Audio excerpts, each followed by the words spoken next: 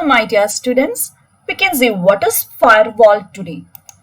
So what is firewall? Firewall is a combination of hardware and software that isolates an organization's internal network from internet. That is, it will allow specific connections to pass through, or it will block some connections from the external network. So firewall is a hardware or software that will filter in few packets and filter out few packets.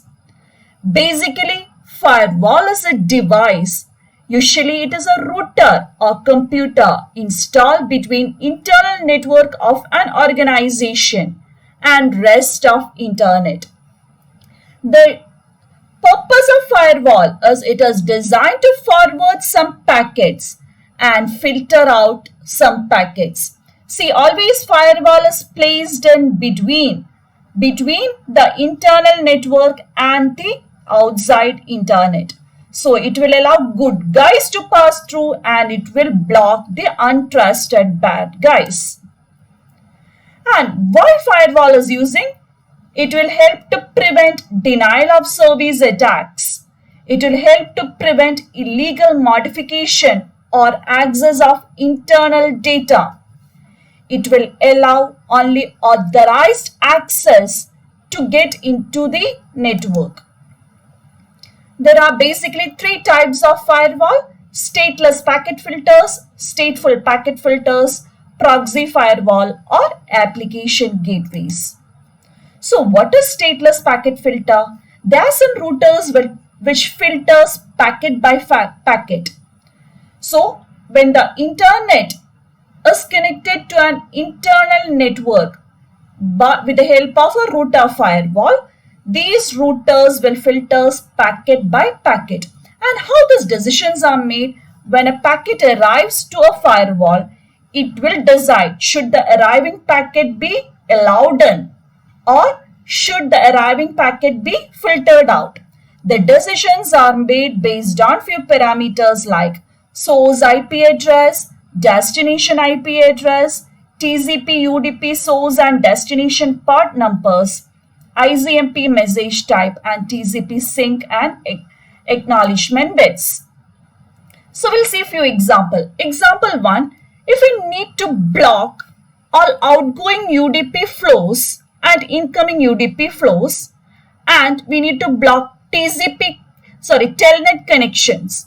For that, we have to give a filtering message like block all incoming and outgoing datagrams with IP protocol field 17 that will block all incoming and outgoing UDP flows. And if the source and destination port is 23, it will block all the telnet connections. Again, another example to prevent external clients from establishing a TCP connection with the internal clients, we need to give a firewall filtering like block inbound TCP segment with acknowledgement 0. So a stateless packet filtering will have few policy mechanisms or will adapt few policy mechanisms like no outside web access, no incoming TCP connections except those for institutions' public web server only, prevent web radios so that the available bandwidth are not eaten up by web radios, prevent your network from being used for a Smurf DOS attack, prevent your network from being traced routed. For this, stateless packet filters use a table, and that table is called ACL, Access Control List. It's a table with set of rules, and based on these rules, we are filtering packets. And this table contains two main parts, an action part and a condition part.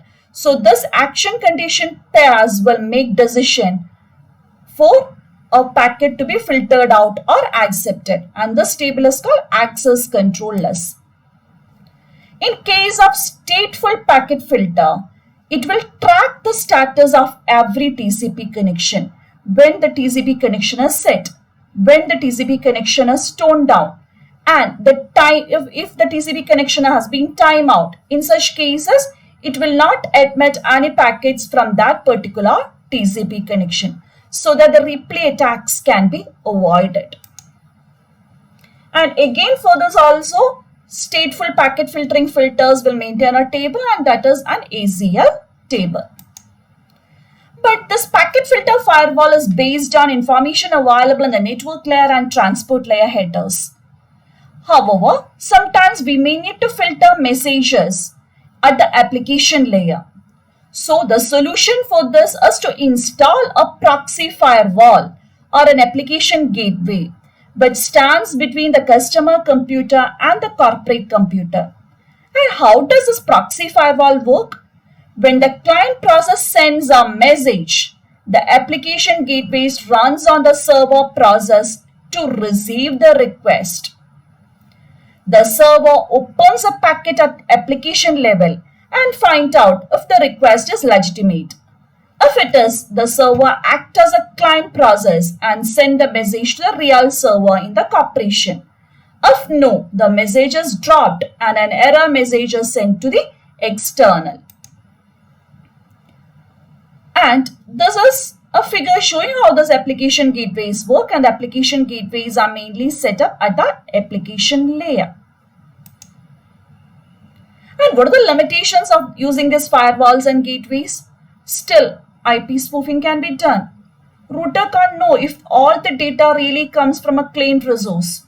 And in case of multiple applications, we may need to set up multiple gateways. And client software must know how to contact the gateway. And in some cases, there are some policy mechanisms for UDP packets, but some doesn't have. Still, there are some trade-offs for degree of communication with outside world level of security, and many highly protected sites still suffer from network security attacks, even though by using firewalls and gateway. So best way is you use an intrusion detection system. And what does this intrusion detection system do more? They will do a deep packet inspection. They will look at the packet contents deeply.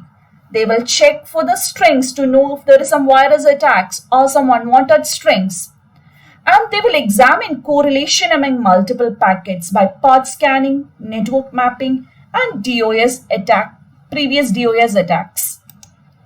So the best way is to use a firewall and to use some intrusion detection systems or intrusion detection system sensors at different checkpoints so that we can minimize network security attack.